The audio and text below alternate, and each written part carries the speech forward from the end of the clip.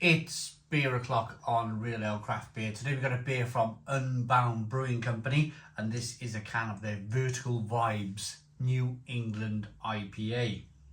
5% ABV.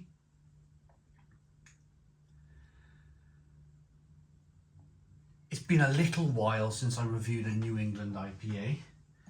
I always mention on the channel, I'm a little bit New England IPA burnt out, but it's been a while.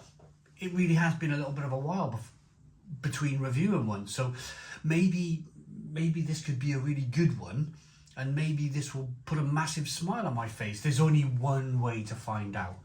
Let's get the can out into a glass and see what we get. Good levels of smoke on the can opening. Just for you viewers out there, the can was sent to me by Unbound Brewing Company, but as always, it will be a 100% independent, my own view beer review on this beer. You guys wouldn't watch, would you? If beer was sent to me and I just went, oh yeah, this is great, this is wonderful, because it was sent. You guys would work me out in, what, 5 seconds? And you would tune out and not watch again. So, we are always independent, even if we have quite a lot of beer sent to us. We have to be independent. Like I say, you wouldn't watch otherwise, would you? One finger, Whitehead. Little bit of carbonation on the beer. In the beer. Straw coloured beer. Hazy straw coloured beer. Not much in the way of sediment in the bottom of the glass there. Holding the glass from half arm's distance, there's no aroma either. Maybe the aroma is all tucked away inside the beer. Let's get my nose into it and find out. Oh yeah, wow. First thing I picked up was peach and apricot. Peach and apricot. But not from like a peach and apricot concentrate. This is more peach and apricot from the hops that they've used in the beer.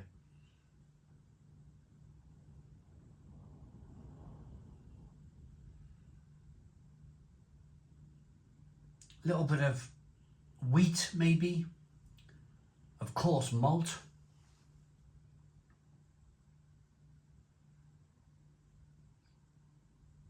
Let's dive in.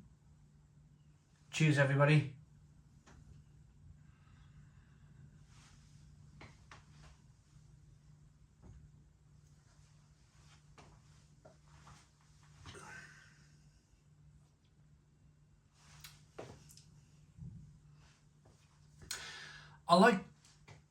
It took me a long time to work this out, but I like to describe some beers now. This is probably the second beer I've ever described like this, because it's hit me straight away. I call them hovercraft beers. You all know how a hovercraft works, don't you? It kind of like slides over. There's a very, very small, it's like the hovercraft is skimming across the top of the water, and it kind of just raises very, very slightly across above the water, and it just like skims across the top, and it's kind of almost floating on air, isn't it? Floating on air. A wonderful thing, being able to land on the beach, that sort of thing, but literally floating on air, floating across an ocean. This beer has that very same floaty, like it's floating on your palate. A lovely amount of carbonation combined with a lovely amount of wheat that helps the beer float because it's rich and creamy, and maybe they've used some oats in the beer as well, which again makes the beer very light and airy but with a great mouthfeel. Does that make sense?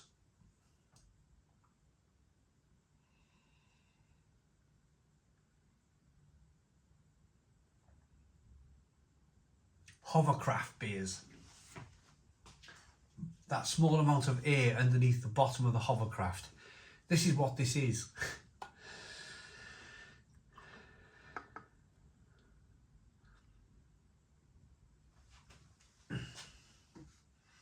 Beautiful, beautiful levels of carbonation as you rock that beer back and forth. Look at the carbonation chasing the head up the glass. Amazing, amazing.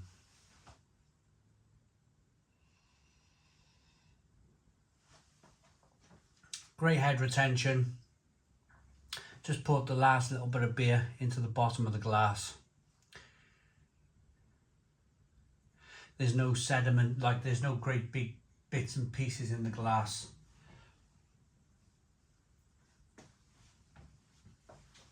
It's,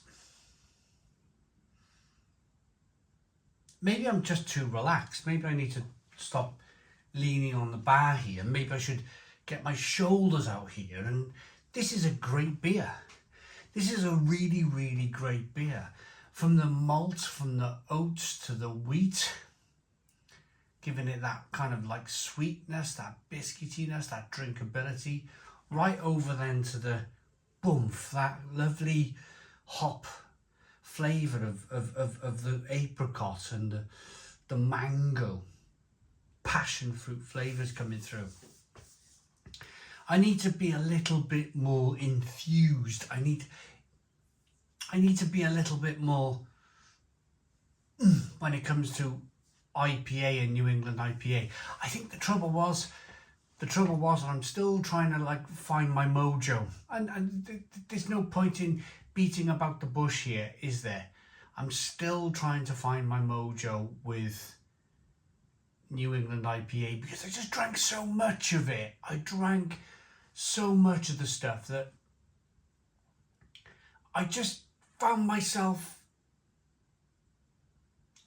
just running with the motions, just saying the same old stuff and like pressing stop on the record button and saying, oh, thank goodness for that. Thank goodness that video's finished. And then like probably not even drinking the beer. It was just a case that we had 3 or 4 years of solid, absolutely solid New England IPA after New England IPA, and everybody was producing this it was amazing New England IPA, but it all started to taste the same. And it's probably one of the reasons why I started to review food on the channel, and it's probably one of the reasons why I got into great German Pilsners and Helles Lagers, and because it was just a case of like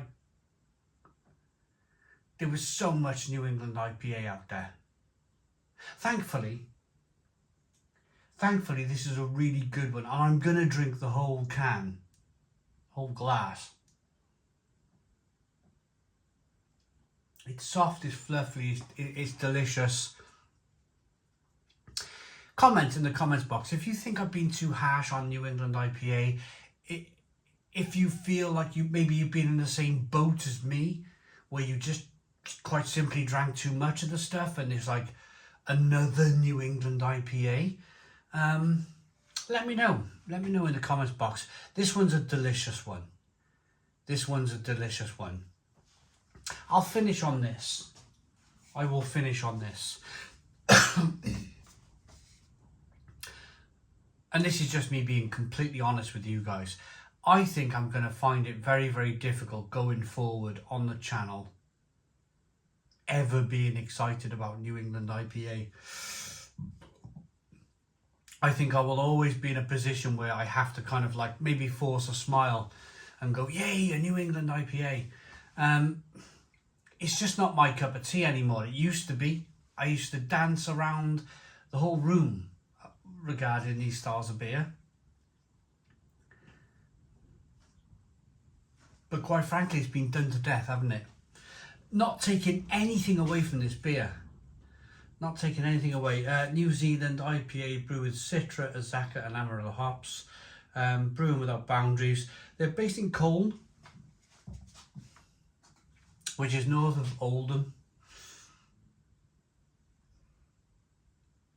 It's a great beer. It's a great beer. It looks good, it smells good, it tastes great. In fairness, probably one of the best New England IPAs I've had in 2024 on the channel. And it was only last week I was drinking a Treehouse New England IPA, and I was really enjoying that. This for 5% ABV is as good as a Treehouse beer. It really is. So if you're a fan of New England IPA, and if you love beers like Treehouse and Cloudwater and Verdant and all that stuff, maybe try this, because it's fantastic at 5% ABV. Rating.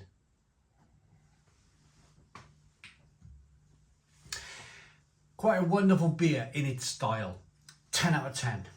Probably the weirdest 10 out of 10 I've ever given on a beer, because I brought my own personal circumstances with New England IPA into the review. But yeah, it's a great one. 10 out of 10. 10 out of 10 from Real Ale Craft Beer. Please put your comments in the comments box. Subscribe to our daily beer and food reviews. Give us a big fat thumbs up. Boom. Cheers.